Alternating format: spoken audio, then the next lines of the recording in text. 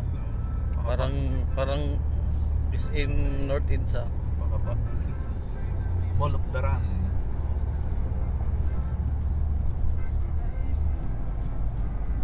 Ang ganda niyan sa may Sako Earth.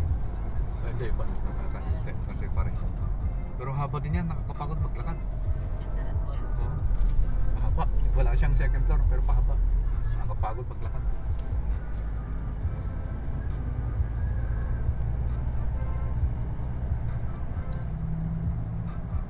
Kaya nakita ko na meron dyan. Kasi punta kami ng Madam nung kailan din. Nakita ko, may app siya. Ang haba ah. Akala ko yun lang. Ito pa pala. Maghaba, nakakapagod na maglakad. Hanggang gate ano yan eh. Walang gate yan.